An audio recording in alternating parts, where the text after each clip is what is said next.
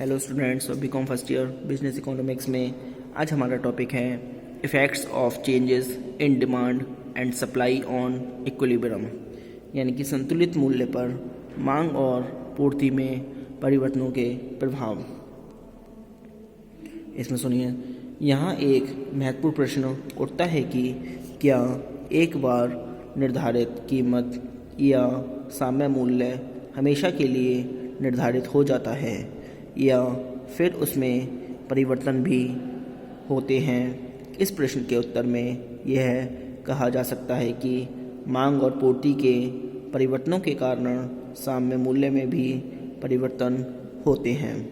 यहाँ मांग और पूर्ति के परिवर्तन का कीमत पर क्या प्रभाव पड़ता है उसे समझाया गया है। इसमें नंबर 1 आता है effect of change in demand, यानी कि मांग में परिवर्तन का प्रभाव। यदि पूर्ति की शक्तियाँ स्थिर है तो किसी वस्तु की कीमत उस वस्तु की मांग के परिवर्तन की दिशा में बदलेगी, अर्थात मांग के बढ़ने घटने पर कीमत भी बढ़ती घटती है।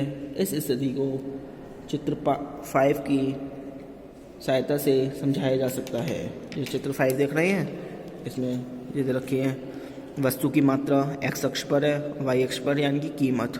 जैसे O से पहले Q, फिर Q2 या Q2 Q फिर Q1 और जो D और D वाली रेखा। तो देखिए चित्र में प्रारंभिक मांग DD, जो DD दे रखी है, पूर्ति रेखा तथा SS को E बिंदु पर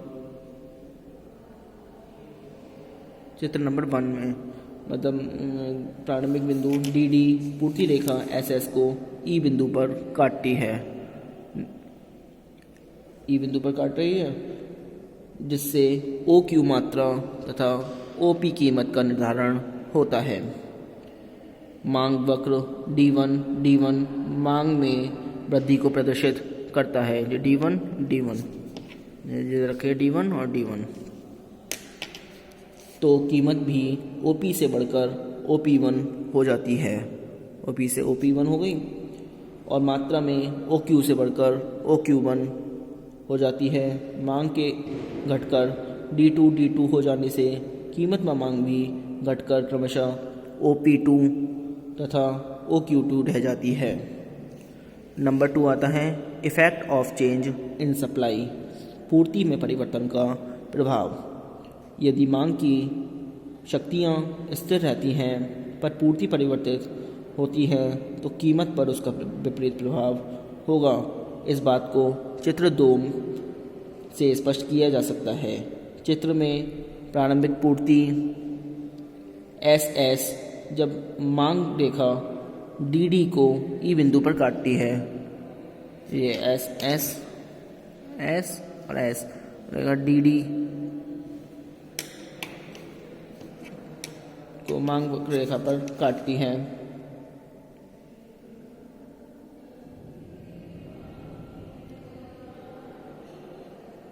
तो OP कीमत का निर्धारण होता है। जब पूर्ति बढ़कर S1 हो जाती है तो कीमत OP से घटकर OP1 रह जाती है। इसी प्रकार पूर्ति से घटकर S2 में बदल जाने पर कीमत भी OP से बढ़कर OP2 हो जाती है। अब अगला पॉइंट आता है हमारा अगला topic, time element in price determination, मूल्य निर्धारण में समय तत्व, या इसको बोलते हैं मार्शल के समय तत्व का कीमत पर प्रभाव। मार्शल ने स्पष्ट किया कि मूल्य निर्धारण में समय तत्व एक महत्वपूर्ण स्थान रखता है। मूल्य निर्धारण में यद्यपि मांग एवं पूर्ति दोनों शक्तियों की आवश्यकता होती है कि उत्पादन की भिन्न भिन्न समयावधियों में मांग पूर्ति बलों की मूल्य निर्धारण में भूमिकाएं बदल जाती हैं। मूल्य निर्धारण की दृष्टि से मार्शल ने उत्पादन समयावधि को 3 भागों में बांटा है।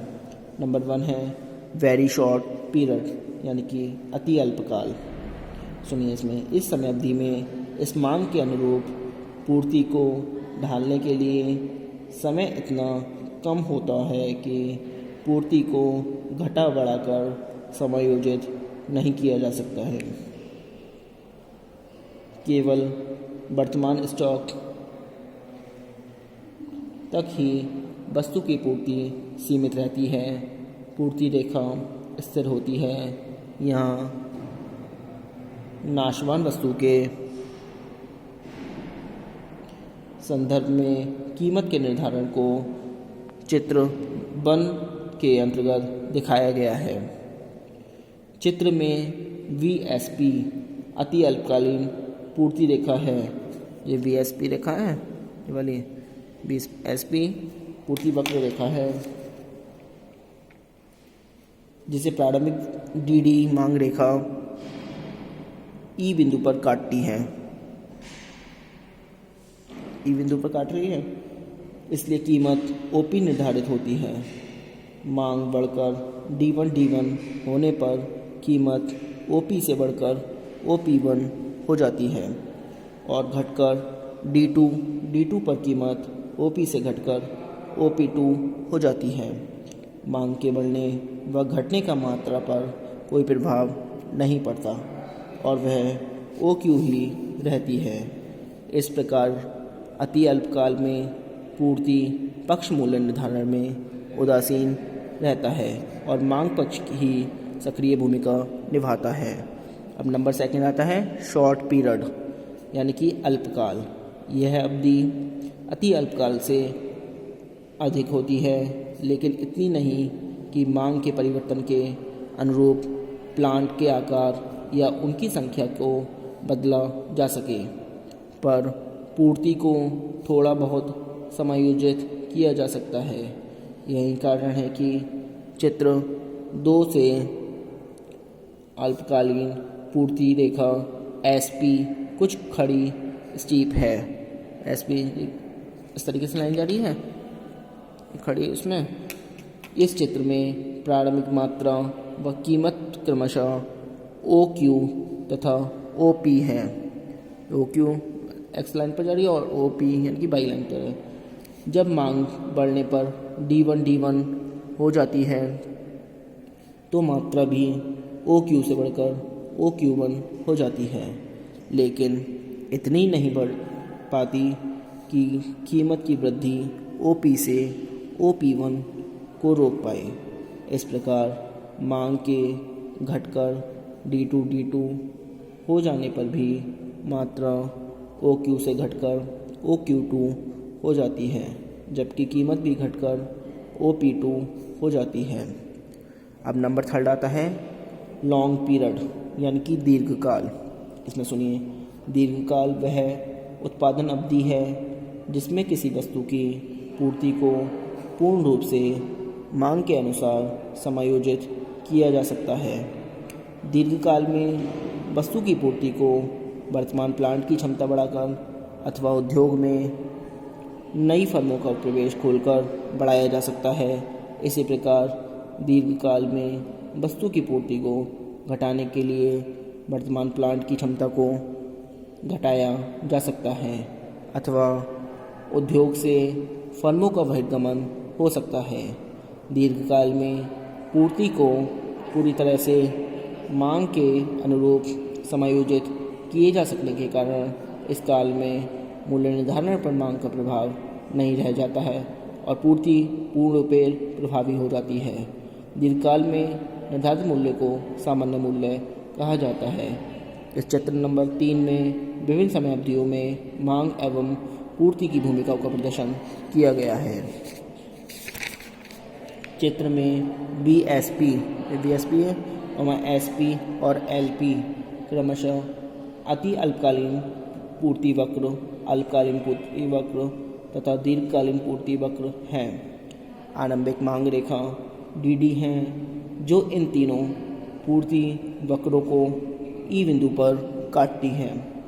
जब मांग बढ़कर D1 हो जाती है तब नया अति अल्पकालीन संतुलन बिंदु E1 होगा तथा OP1 नया अति अल्पकालीन मूल्य। ऐसे मांग वक्र D1 के साथ साथ अल्पकालीन संतुलन बिंदु E2 होगा तथा OP2 नया अल्पकालीन मूल्य है। इसी प्रकार नए मांग वक्र D1 के साथ नया दीर्घकालीन संतुलन बिंदु E3 होगा तथा OP3 नया दीर्घकालीन सामान्य मूल्य है। इस चित्र से स्पष्ट है कि OP1 बड़ा है OP2 से, OP2 बड़ा है OP3 से। तो इसमें देखिए जैसे चित्र देखा है, O से पहले Q तक हुई, फिर Q2 हो गई, फिर Q3 हो गई। ऐसे ही OP से पहले P3, P2, फिर P1।